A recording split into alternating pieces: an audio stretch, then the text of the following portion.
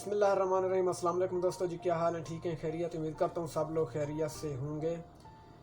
तो दोस्तों, कुछ मेरे भाइयों को कमेंट आ रहे थे कि जी मौसम भाई, फिटर का काम क्या होता है और उसकी सैलरी क्या होती है।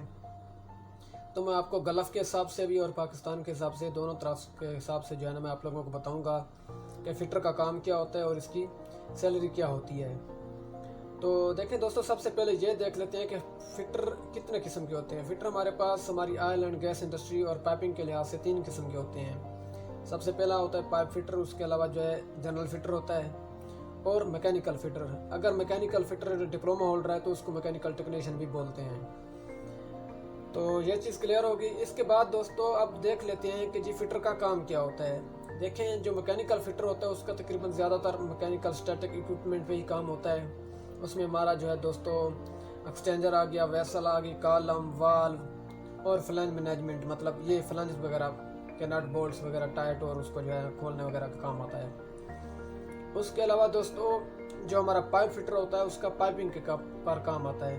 यानी पाइपिंग पे जो है दोस्तों उसका ज़्यादातर जो है वो ग्राइंडिंग का ही काम आ जाता है, यानी ग्राइंडर वो इस्तेमाल करता है। उसके अलावा जो है बेवल शेवल वगैरह लगाता है और जो है मतलब पाइपिंग प्रोजेक्ट्स पे भी वो ज़्यादातर हमारा पाइप फिटर जो होता है वो पाइपिंग पे ही काम करता है। उसके अलावा स्ट्रक्चर पर भी उसका काम आ सकता है, यानी कोई प्लेट्स है उसको काटना है, उसके अलावा जो है ये चीज़ें सारी। और जो जर्नल फिटर होते हैं दोस्तों वो दोनों काम करता है, यानी पाइपिंग का भी काम करता है और उसको जो है स्टैटिक का भी काम दे दिया जाता है और इसके अलावा मेंटेनेंस में भी वो आ जाता है, यानी वो ऑलराउंडर होता है। अब बात करते हैं कि बात पाकिस्तान में इनकी सैलरी क्या होती है और काम क्या होता है। इसके अलावा जो है गल्फ़ में इनका काम क्या होता है और सैलरी क्या होती है।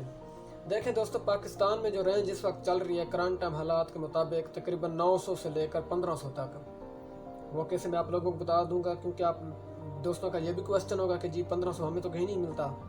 मैं आप लोगों को बताता हूँ। देखिए मेरे दोस्तों, बात यह है, अगर कराची वाली साइड पर चले जाएँ, किसी कंपनी में शट डाउन है तो वहाँ पे आपको जो है 1300 से 1500 तक मिल सकता है। अगर वहाँ पे कोई शट डाउन है, कोई अच्छी कंपनी है, तो वहाँ पे आपको ये रेट मिल सकता है। उसके अलावा मतलब ये थारकोल पावर प्लांट जो लगे हैं, इधर भी जो परमानेंट फिटर हैं उनको रेट यही चल रहा है।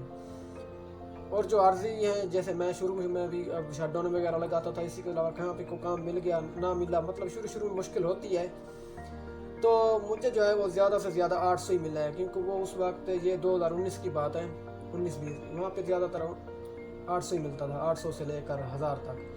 तो अब जो तकरीबन महंगाई भी हुई है, उसके अलावा जो रेट्स चल रहे हैं पाकिस्तान में दोस्तों, वो तकरीबन 800 से लेकर 1200 तक है रेंज फिटर की।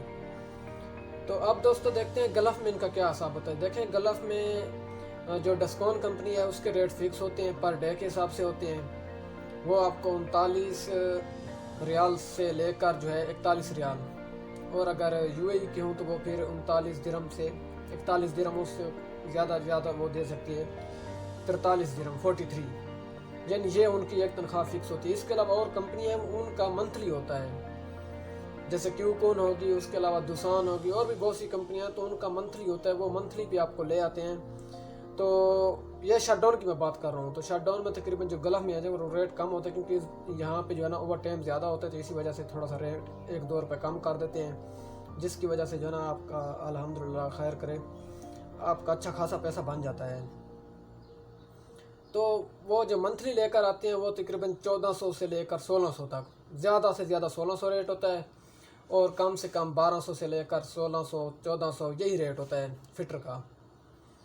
तो उसके अलावा दोस्तों जो परमानेंट आते हैं उनका रेट जो है वो मुख्तलिफ़ कंपनियों के हिसाब से होता है, क्योंकि वो इंटरव्यू लेते हैं 2 साल के लिए, तो उन्होंने बंदे की जो है ना वो इंटरव्यू की नौयत पर होता है। और शटडाउन पे भी आपकी नौयत पर होता है। अगर आपकी कोई सिफारिश वगैरह है तो आपका रेट अच्छा लग जाएगा। अगर आपका नॉर्मल इंटरव्यू हुआ है और आपकी सिफारिश वगैरह नहीं है तो फिर आपको जो है ना 1200 से 1400 के दरमियान रेट मिलता है, इससे ज़्यादा नहीं मिलता। और कुछ कंपनियाँ तो इतनी खड़ूस हैं कि वो 1000 पर भी लेकर आ जाती हैं बंदे, मैंने ये वो भी देखे हैं। तो दोस्तों जो परमानेंट लेकर आते हैं तो परमानेंट में जो है आपका 1400 से तकरीबन ऊपर ही होना चाहिए, और इससे कम आपको आना भी नहीं चाहिए, क्योंकि यहाँ पे जो है आपका कोई ओवर टाइम तो बहुत खासा कोई अच्छा लगता नहीं। वो भी कोई शट डाउन लग जाए वो 3-4 महीनों की, मतलब 3-4 महीने ही लगते हैं शट डाउन को, उसके अलावा जो है पूरा साल आपका जो है ना तकरीबन मेंटेनेंस में गुजरता है, या किसी का रूम पे भी गुजर जाता है मतलब मुख्तलिफ मराइल में गुजरता है, लेकिन वहाँ पे जो है ओवर टाइम बहुत कम मिलता है। तो वहाँ पे जो है ना आपको ना कम अज़ कम 1400 से ऊपर आना है।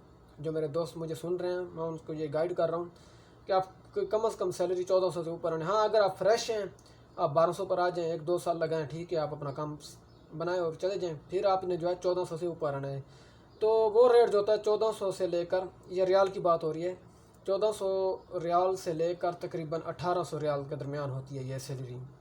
और कई कंपनियां जो गोरों की कंपनी है वो तो इससे भी ज़्यादा दे देती हैं।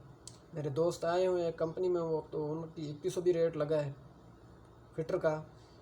तो हाँ, ये भी होता है बाज़ औक़ात कि आपका जो है वो सैलरी जो है वो 1800 होती है प्लस 300 होती है। उसके अलावा जो है 1400 प्लस 300 जो होता है वो आपका खाना होता है, वो आपकी सैलरी नहीं होती, ये आपकी फूड अलाउंस होता है आपका।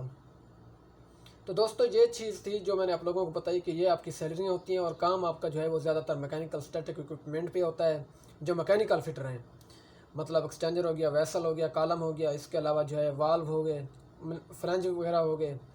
और जो मेरे दोस्त पाइप फिटर हैं तो इनका काम ज़्यादातर पाइपिंग पर होता है। और गल्फ में तो तकरीबन पाइप फिटर को जो है वो बहुत ही काम चलवाते हैं, ग्राइंडर वगैरह। तो पाकिस्तान में तकरीबन सारा ऑलराउंडर काम करना पड़ता है। अगर आपने किसी चाइनीज़ कंपनी के साथ काम किया है, तो मैंने भी खुद किया है, तो वो लोग जो है ना वो ऑलराउंडर आपसे काम करवाते हैं। वो ये नहीं देखते कि ये कौन है कौन नहीं है, मतलब किस ट्रेड का बंदा, उनके नज़र में सारे बराबर होते हैं और जो वो काम कहते हैं वो करना भी पड़ता है। तो दोस्तों ये था मेरा एक छोटा सा टॉपिक जो मैंने आप लोगों को बताया, और आपके उम्मीद सवाल क्लियर हो गए होंगे। मैंने कोशिश की है कि आप लोगों को जो है ना बेहतर गाइड करूँ। तो ये चीज़ें थी, यानी जो भी सैलरी वगैरह होती है और काम मैंने आप लोगों को बता दिया। आपका ये होता है जो सैलरी होती है ये आपके इंटरव्यू पर डिपेंड करती है। दोस्तों अगर आपको वीडियो अच्छी लगी है तो वीडियो को लाइक करें, चैनल को सब्सक्राइब करें और अपने दोस्तों से शेयर करें।